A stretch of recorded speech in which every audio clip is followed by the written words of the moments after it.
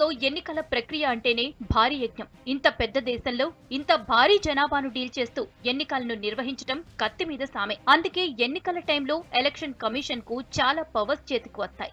అయితే ఎన్నికల ప్రక్రియలో కాలం మారుతున్న కొద్దీ మార్పులు చేర్పులు చాలా అవసరమవుతాయి. సవాళ్లను ఎదుర్కోవడానికి ఓటింగ్ ప్రక్రియలో పారదర్శకత పెంచటం, ఎన్నికల ప్రక్రియ మరింత ఈజీగా మార్చటం ఇవన్నీ కీలకమే. అందులో ఓటర్ లిస్టు మరింత కీలకం. కొత్త ఓటర్లు నమోదు, బోగస్ ఓట్లు తొలగించటం, చనిపోయిన వారి ఓట్లు లిస్టు నుంచి తొలగించటం ఇవన్నీ కీలకమే. అయితే ఈ విషయంలో కొన్ని సంస్కరణలు అవసరమని ఎన్నికల సంఘం కేంద్ర న్యాయ మంత్రిత్వ శాఖ దృష్టికి ఎప్పటికప్పుడు తీసుకొస్తోంది. ఇన్నాళ్లకు ఎన్నికల సంస్కరణల దిశగా కేంద్రం అడుగులు వేస్తున్నట్లుగా తెలుస్తోంది. ఎన్నికల సంస్కరణల బిల్లుకు కేంద్ర మంత్రివర్గం ఆమోదం తెలిపినట్లు తెలిసింది. ఇందులో ప్రధానంగా 4 సంస్కరణలు చేపట్టనున్నారు. అందులోనూ అతి ముఖ్యమైంది ఓటర్ కార్డ్ ఆధార్ లింకింగ్. ఈ పని చేస్తే బోగస్ ఓట్లకు చెక్ పడుతుందని, ఓటర్ లిస్టు సమర్థంగా మెయింటైన్ చేసే వీలు ఉంటుందని ఎన్నికల సంఘం మొదటి నుంచి చెబుతూ వస్తోంది. అయితే ఓటర్ ఆధార్ అనుసంధానం విషయంలో గతంలోనే ముందడుగు పడింది.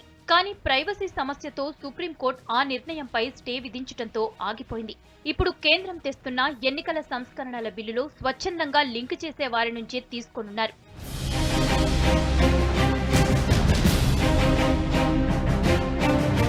అందరికీ సాధారణ గుర్తింపుగా మారిన ఆధార్ కార్డును ఇకపై ఓటరు గుర్తింపు కార్డుకు సైతం లింక్ చేయనున్నారు. దేశంలో బోగస్ ఓట్లు అడ్రస్ మారినప్పుడు కొత్త ఓటర్ తీసుకోవడంతో డూప్లికేషన్లు పెరగటం, ఇలా ఇతరత్రా సమస్యలను నివారించడానికి ఓటర్ ఐడీకి ఆధార్ అనుసంధానం అవసరమని ఈసీ గతంలో పంపిన ప్రతిపాదనలకు కేంద్ర కేబినెట్ అంగీకారం తెలిపింది. తాజాగా రూపొందిన ఎన్నికల సంస్కరణల బిల్లులో 4 కీలక అంశాలుండగా వాటిలో ప్రధానమైనది ఓటర్ ఐడీకి ఆధార్ లింకు. ప్రస్తుతం జరుగుతున్న పార్లమెంటు శీతాకాల సమావేశాల్లోనే ఈ బిల్లును ప్రవేశపెట్టనున్నారు. అది పార్లమెంట్ ఆమోదం పొందితే జనం తమ ఇష్ట ప్రకారమే ఓటర్ ఐడీతో ఆధార్ లింక్ చేసుకోవచ్చు. వచ్చే ఏడాది జరగబోయే 5 రాష్ట్రాల అసెంబ్లీ ఎన్నికలకు ముందు కేంద్రం ఇలాంటి నిర్ణయం దిశగా అడుగులు వేయటం కీలకంగా మారింది. ఈసీ వెబ్సైట్ ద్వారా 166 లేదా 51969 కు ఎస్ఎంఎస్ చేయటం ద్వారా, లేదంటే 1950కి ఫోన్ చేయటం ద్వారా కూడా ఓటర్ కార్డుతో ఆధార్ లింక్ చేసుకోవచ్చు. బూత్ స్థాయి అధికారుల దగ్గరికి వెళ్లి కూడా ఆధార్ అనుసంధానం చేసుకోవచ్చు.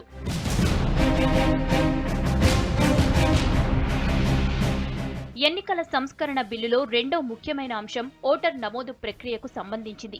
ఇప్పటిదాకా మన దేశంలో కొత్త ఓటర్ల ఎన్రోల్మెంట్ ఏడాదికి ఒక్కసారి మాత్రమే అవకాశం ఉంది. ఏటా జనవరి 1న మాత్రమే 18 ఏళ్లు నిండిన వారికి కొత్త ఓటరుగా నమోదు చేసుకునే అవకాశం ఉండేది. కొత్త బిల్లు ద్వారా ఇకపై ఏడాదికి 4 సార్లు కొత్త ఓటర్లు తమ పేర్లను ఎన్రోల్ చేసుకునే వీలుంటుంది. వచ్చే ఏడాది జనవరి 1 నుంచి 18 ఏళ్లు నిండిన వారు 4 వేర్వేరు కట్ ఆఫ్ డేట్స్ లో ఏడాదికి 4 సార్లు నమోదు చేసుకునే అవకాశం ఉంటుంది.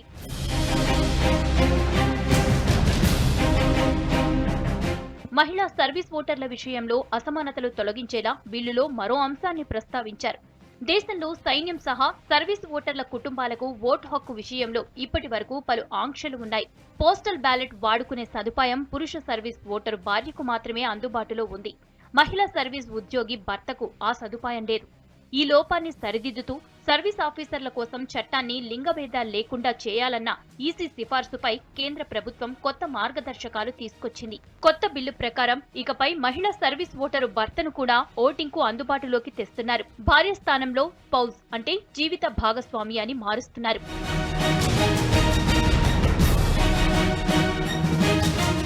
ఎన్నికల సంఘానికి మరిన్ని విస్తృత అధికారాలు కల్పించేందుకు కేంద్రం సమాయత్తమైంది.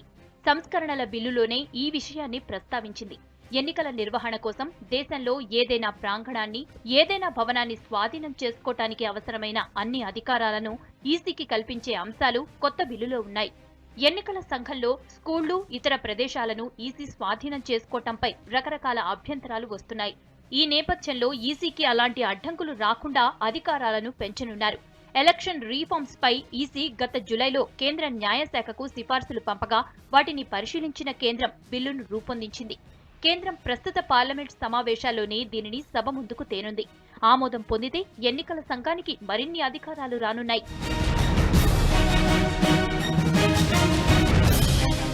ఓటర్ ఆధార్ లింకేజీపై 2014 నుంచి చర్చ జరుగుతోంది.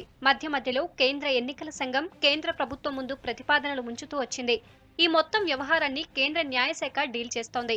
గతేడాది మార్చిలో ఈ విషయంపై కేంద్ర న్యాయ మంత్రిత్వ శాఖ ఓటర్ ఆధార్ సీడింగ్ విషయంలో ఎన్నికల సంఘం కోరుతున్న విషయాలను పార్లమెంటు ముందుకు తీసుకొచ్చింది. ఓటర్ లిస్టును మరింత బెటర్ గా డీల్ చేయడం కోసం, డూప్లికేషన్స్ లేకుండా చేయడం కోసం ఆధార్ డేటాను వాడుకుంటామని ఈసీ కోరిందని అప్పటి న్యాయశాఖ మంత్రి పార్లమెంటుకు తెలిపారు. ఇది జరగాలంటే ప్రజాప్రతినిధుల చట్టం 1951కి సవరణ అవసరమని, అలాగే ఆధార్ యాక్ట్ 2016కు కూడా సవరణలు అవసరం అవుతాయన్న చర్చ తెరపైకి వచ్చింది.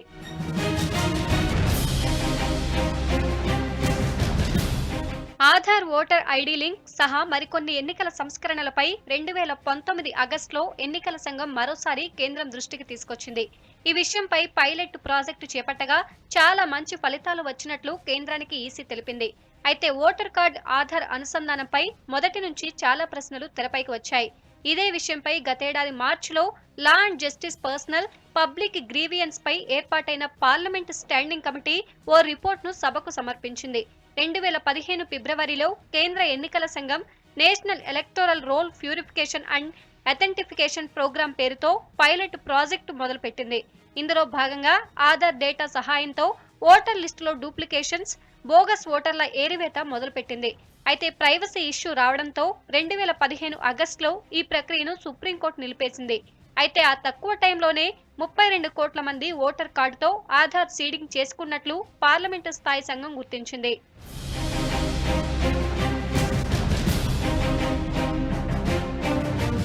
ఆధార్ డేటాను ఎన్నికల సంఘం వాడుకోవడానికి అభ్యంతరాలు లేకపోయినా ఆ డేటాబేస్ ను ఎలా మేనేజ్ చేస్తారు, ఎంత సెక్యూరిటీ ఉంటుందన్న విషయాలపై ప్రశ్నలు వచ్చాయి. సరైన విధానం లేకుండా ఆధార్ డేటాను వాడుకోవడం చాలా కష్టమని, దీంతో జనానికి సంబంధించి డేటా అంత బహిర్గతమయ్యే ప్రమాదాలు ఉన్నాయన్న వాదనలు తెరపైకి వచ్చాయి.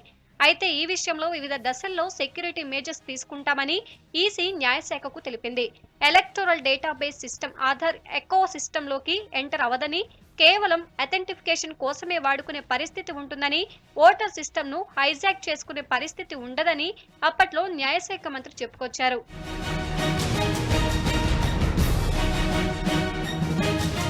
ఆధార్ డేటా షేరింగ్ పై రకరకాల సమస్యలు వస్తాయని ఇప్పటికే చాలా రకాలుగా ఆందోళన వ్యక్తమైంది. ఎలక్టోరల్ డేటాబేస్, ఆధార్ డేటాబేస్ మధ్య ఇంటర్ లింకింగ్ ఎలా ఉంటుందన్న ప్రశ్నలు వచ్చాయి. వ్యక్తిగత సమాచార రక్షణ చట్టానికి సంబంధించిన ఇష్యూస్ కూడా ఉన్నాయి. ఈ మొత్తం ఎపిసోడ్లో కేంద్రమైన, ఎన్నికల సంఘమైనా చెబుతున్నది ఒక్కటే, ఓటర్ లిస్టులో డూప్లికేషన్స్ లేకుండా చేస్తామంటున్నారు. అదే సమయంలో ఆధార్ డేటా ఎంత భద్రమన్న దానికి సమాధానాలు ఉండడం లేదన్న వాదనలు కూడా పెరుగుతున్నాయి. ఎన్నికల సంఘం ఆధ్వర్యంలో ఉన్న ఎలక్షన్ డేటాబేస్ సొంత వెరిఫికేషన్ ప్రాసెస్ ను కలిగి ఉంటుందని, ఇతర ప్రభుత్వ డేటాబేస్లకు సపరేట్ అని అంటున్నారు.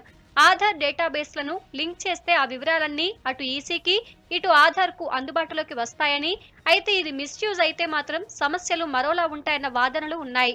డేటాబేస్ ఇంటర్లింక్ గా ఉంటే సమస్యలు కొని తెచ్చుకున్నట్లే అన్న వాదన పెరుగుతోంది. 2020లో 40,000 ఫేక్ ఆధార్ కార్డులను క్యాన్సిల్ చేసినట్లు యుఐడిఏఐ చెప్పింది. ఒక్క సోర్స్ తో ఐడెంటిఫికేషన్ అంటే చాలా మంది చాలా రకాలుగా తమ హక్కులను కోల్పోతారని అంతర్జాతీయ అధ్యయనాలు చెబుతున్నాయంటున్నారు.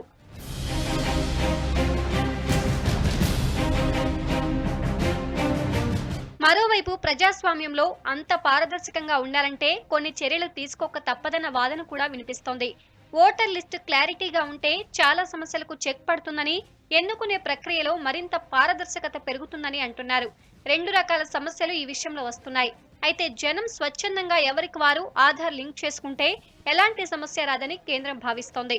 అందుకు తగ్గట్లే ఎన్నికల సంస్కరణల బిల్లు రెడీ చేస్తోంది. చాలా మంది ఒక చోటు నుంచి మరో చోటుకు వెళ్తుంటారు. అక్కడి అడ్రస్ తో కొత్త ఓటర్ కార్డు తీసుకుంటారు. దీంతో పాతది అలాగే ఉండిపోతుంది. ఇలాంటి ప్రాక్టికల్ సమస్యలు ఓటర్ లిస్టులో ఎక్కువగా ఉంటున్నాయి.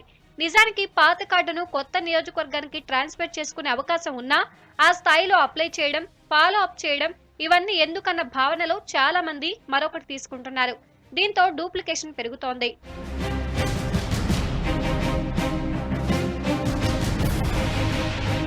చాలా సందర్భాల్లో ఓటింగ్ శాతం తగ్గుతుందని చెబుతుంటారు. అలాంటి సందర్భాల్లో చాలా వరకు డూప్లికేషన్ ఉండడంతో ఒక్క చోటే ఓటు వేసే అవకాశం రావడం, మరో చోట అలాగే వదిలేస్తున్నారు.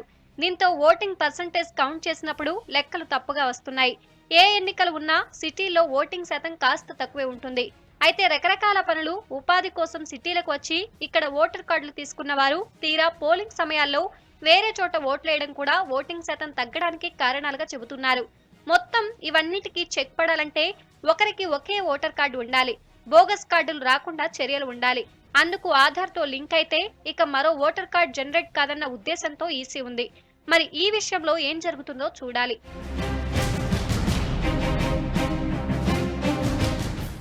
మారుతున్న కాలానికి తగ్గట్లు అన్ని వ్యవస్థల్లోనూ మార్పులొస్తుంటాయి. ప్రజాస్వామ్య దేశాల్లో అతి ముఖ్యమైన విషయం ఎన్నికలు. ఈ పోల్స్ను పారదర్శకంగా జరపడం ఎలక్షన్ కమిషన్కు చాలా సవాళ్లతో కూడిన పని. ఏ వర్గానికి తలొగ్గకుండా పారదర్శకంగా పనిచేయాల్సి ఉంటుంది. ఎక్కడ తప్పు జరిగినా ప్రజాస్వామ్యానికే పెద్ద మచ్చగా మారుతుంది. అందుకే చాలా దేశాలు ఎన్నికల సంస్కరణలను ఎప్పటికప్పుడు చేపడుతున్నాయి. మన దగ్గర కూడా కాలానికి తగ్గట్లు మార్పులు జరుగుతున్నాయి. ఇప్పుడు ఓటర్ ఆధార్ లింక్ పై కేంద్రం ఒక అడుగైతే ముందుకు వేసింది. ఇటీవలి కాలంలో అడ్వాన్స్డ్ కంట్రీస్లో electronic voting, internet voting, mail voting, high quality online voting system వంటివి ఉన్నాయి. అయితే ఇందులో అక్షరాస్యత కీలక పాత్ర పోషిస్తుంది. మన దగ్గర ఈవీఎంలు వాడుతున్నారు. కొన్ని ఎలక్షన్లలో బ్యాలెట్ విధానం ఉపయోగిస్తున్నారు. మన దగ్గర ఒక దశలో రిగ్గింగ్ చాలా సమస్యగా ఉండేది. రాను రాను సెక్యూరిటీ పెంచడం, ఈవీఎంలతో ఓటింగ్ సరైన ట్రాక్లోకి వస్తోంది.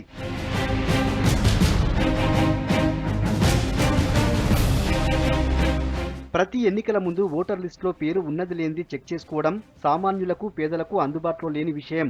వార్డుల పునర్విభజన జరిగినా, పోలింగ్ కేంద్రం మారినా సకాలంలో వారికి సమాచారం ఇచ్చే బాధ్యత ఎన్నికల సంఘానిది, అధికారులదే. మన దేశంలో ఎన్నికలు జరిపేందుకు ఈసీ భారీ యజ్ఞమే చేయాల్సి వస్తుంది. అయితే జాతీయ స్థాయిలో కేంద్ర ఎన్నికల సంఘం ఉంది. రాష్ట్రాల పరిధిలో స్టేట్ ఎలక్షన్ కమిషన్లున్నాయి. వీటికి స్వతంత్ర ప్రతిపత్తి ఉంది. ఎన్నికల సంఘం నిర్వర్తించే విధులు, అధికారాలపై ప్రత్యేక చట్టాలు కూడా ఉన్నాయి. అయితే కొన్ని సందర్భాల్లో రాజకీయ జోక్యాలు పెరగడం, ఓటర్ లిస్టు వ్యవహారాల్లో హడావిడి నిర్ణయాలు, రిజర్వేషన్ల ఖరారు వంటి విషయాల్లో తీసుకుంటున్న నిర్ణయాలు విమర్శలకు దారితీసే పరిస్థితులు ఉంటున్నాయి.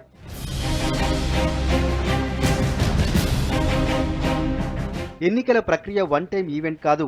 దేశంలో ఎప్పుడూ ఏదో ఒక చోట పోలింగ్ జరుగుతూనే ఉంటుంది. ఈ పరిస్థితి మార్చడానికి వన్ నేషన్ వన్ ఎలక్షన్ విధానంపై ప్రధాని మోడీ రెగ్యులర్గా ప్రస్తావిస్తున్నారు. అయితే 1967 వరకు లోక్సభ, అసెంబ్లీ ఎన్నికలు ఒకేసారి జరుగుతుండేవి. కానీ ప్రభుత్వాలు పడిపోవడం, కొన్ని చోట్ల రద్దవడం వంటి విషయాలతో టైం టేబుల్ మారిపోయింది. దీంతో ఈసీకి మరింత పని పెరిగింది. ఎన్నికల సంఘం విధుల్లో చర్చనీయాంశమవుతున్న విషయాల్లో ప్రముఖమైంది ఓటర్ల జాబితా ఇష్యూ.